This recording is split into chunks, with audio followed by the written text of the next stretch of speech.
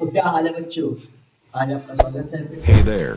Self study Subscribe पर। to my channel तो आज मैं and आप लोगों also को press मैट्रिक this में bell icon. क्वेश्चन जो कि बार बार पूछे जाते हैं एग्जाम में कि सिर कीजिए कि रूट थ्री एक अपरिमेय संख्या है। देखिए ये जो सवाल है लगभग 2 या 3 नंबर के तक हो जाते हैं, लेकिन बच्चे लोग जो है तो छोड़ देते हैं। काफी ज्यादा सिंपल, इजी और इतना आसान है जिसका कोई जवाब नहीं है। आप एक बार ट्राई करके देखो, एक बार यहाँ पर आके रुक के देखो और इसको आप कैसे कैसे बना रहे हैं, आप सिंपल स्टेप में करके देखो तो आपको पूरी समझ में आएगा कि आप कैसे बना रहे हैं। लेकिन हाँ, आप इसको बनाने के लिए पहले आप अपने पास एक पेन और कॉपी लेकर के बैठ जाना, ठीक है। जैसे जैसे मैं बताऊंगा पहले आप सीखना, बढ़िया से पहले सीख लेना, उसके बाद तो फिर दोबारा उसको अपने कॉपी में रिपीट करना, ठीक है। एक बार वीडियो को पॉज करके जब आपको लगे कि नहीं हो पा रहा है तो फिर बीच बीच में उठा करके एक बार खुद से देख लेना, फिर तब रिपीट करना, ठीक है। ऐसे करने पर, प्रैक्टिस करने पर आप लोगों को एक तरह से बोल सकते हैं कि इसमें बढ़िया पकड़ बन जाएगा और एग्जाम में 100% है कि आपको ये सवाल इजीली बन जाएगा। देखिए यहाँ पर सवाल है रूट थ्री, ये रूट थ्री की जगह पर कभी रूट टू लिखा होगा, कभी रूट फाइव लिखा होगा, तो कभी रूट सेवन लिखा होगा। अब घबराने वाली बात नहीं है, सबका सेम प्रोसेस है, सेम तरीका है।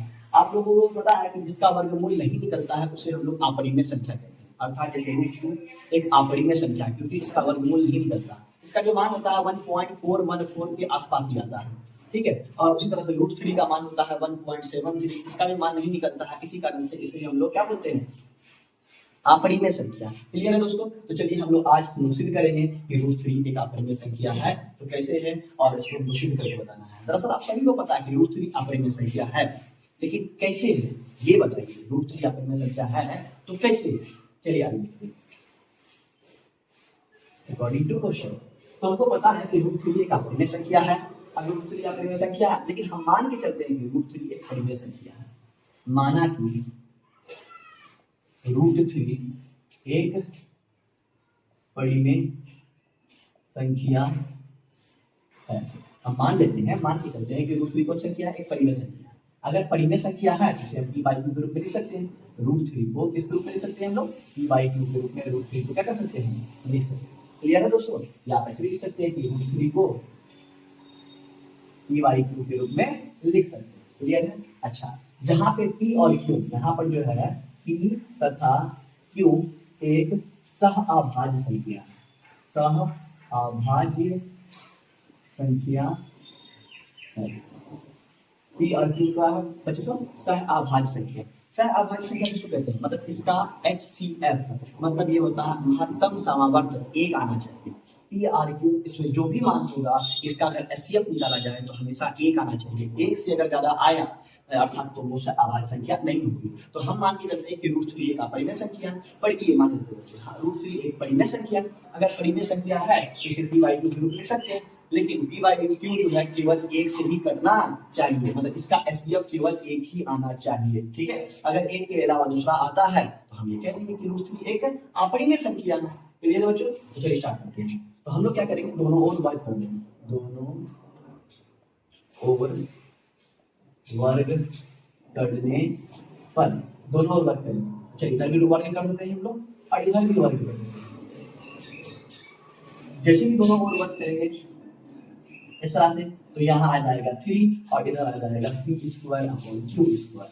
अब आपको पता है कि क्रॉस मल्टीप्लिकेशन करने पर ये q स्क्वायर ऊपर जाएगा और ये 3 नीचे जाएगा, तो q स्क्वायर बराबर हो जाएगा p स्क्वायर अपॉन 3। यहाँ पर q स्क्वायर 3 से विभाजित हो रहा है। देखिए बच्चों यहाँ पर जो है q स्क्वायर बोल रहे हैं, यहाँ पर p स्क्वायर 3 से क्या हो रहा है, विभाजित हो रहा है।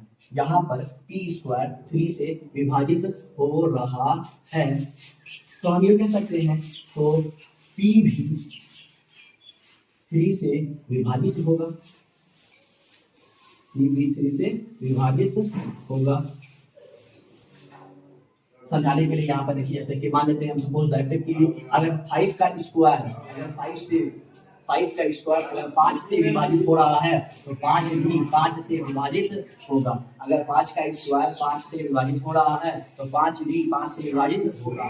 जैसे एग्जांपल के तौर पर 9 का स्क्वायर अगर 3 से विभाजित हो रहा है तो 9 भी 3 से विभाजित होगा। इसी तरह से हम लिखेंगे यहाँ जहाँ p स्क्वायर 3 से विभाजित हो रहा है तो p भी 3 से विभाजित होगा, ठीक है। तो हम यहाँ मान के चलते हैं कि p बाई 3 बराबर a मान लेते हैं, p बाई 3 को हम क्या मानते हैं बच्चों, p बाई 3 को हम a मानते हैं, क्योंकि हम अभी जस्ट पढ़ा p स्क्वायर जब 3 से विभाजित हो रहा है तो p भी 3 से विभाजित होगा, तो p जब 3 से विभाजित होगा तो उसको हम क्या मान के चलते हैं, a मान के चलते हैं। मान लीजिए ये समीकरण नंबर 1 है, मान लेते हैं कि ये समीकरण नंबर 1 है। अब जब p बाई 3 3 से विभाजित p जो है 3 से विभाजित हो रहा है उसको हम क्या मानिए, a मानते हैं, तो हम यहाँ पे लिख सकते हैं p बराबर, जब हम त्रिकोणीय गुना करेंगे 3a से गुना हो जाएगा, क्या आ जाएगा 3a, हाँ या नहीं, 3a होगा ना। अब इस p का मान जो है उठा के कहाँ रख दीजिए आप, ऊपर में रख दीजिए। चलिए इसको समीकरण नंबर 2 मान लेते हैं और ये समीकरण नंबर हमारा क्या है, 1 है। अब इस p का जो मान है जो 3a है इसको कहाँ रखना है हमको, वहाँ ऊपर में रखना है, विशाख कर देंगे। चलिए क्यों स्क्वायर बराबर क्या लिखा हुआ है, पहले हम यहाँ लिख देते हैं p का मान समीकरण 1 में रखने पर, p का मान समीकरण 1 में रखने पर, और एक कौन सा रहा देखिए ध्यान से, तो एक है समीकरण हमारा क्यू स्क्वायर बराबर है p स्क्वायर बटे 3, तो क्यू स्क्वायर बराबर p का मान कितना है, तो p का मान है 3a का स्क्वायर बटे में 3, यहाँ पे अगर ये बच्चों यहाँ लिखिए, तो क्यू स्क्वायर बराबर है 3a स्क्वायर बटे 3, तो हम यहाँ क्यू स्क्वायर को क्यू स्क्वायर लिख देते हैं और यहाँ देखिए 3a स्क्वायर, 3 का स्क्वायर कितना हो जाएगा 9, और a स्क्वायर का a स्क्वायर और बटे में क्या आ जाएगा, बटे में आ जाएगा आपको, बटे में क्या आ जाएगा 3, 3 से कटा 3 एकम 3, 3 3 9, तो क्यू स्क्वायर बराबर क्या आ जाएगा 3a स्क्वायर। अगर हम a स्क्वायर को यहाँ छोड़ेंगे तो ये 3 कहाँ चला जाएगा, नीचे चला जाएगा, तो क्यू स्क्वायर बराबर बटे में 3, a स्क्वायर बराबर क्या हो गया क्यू स्क्वायर बटे में 3। तो यहाँ देखिए आप लोग ध्यान से, तो यहाँ क्यू स्क्वायर 3 से क्या हो रहा है, क्यों, तो यहाँ क्यू स्क्वायर 3 से विभाजित हो रहा है, तो क्यों भी 3 से विभाजित होगा, हाँ या नहीं।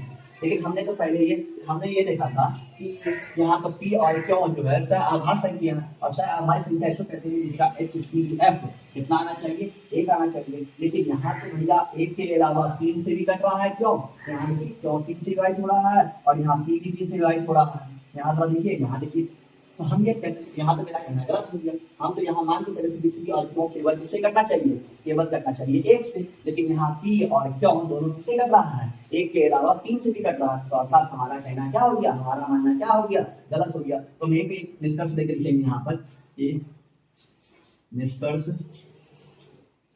लेकर लिखेंगे क्या, कि हमारा मानना गलत साबित हुआ,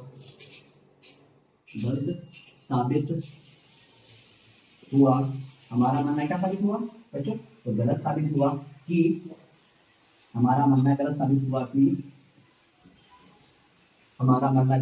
कि रूट 3 एक कौन संख्या है, परिमेय संख्या, रूट 3 एक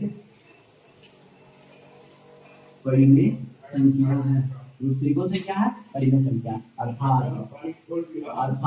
रूट 3 एक अपरिमेय संख्या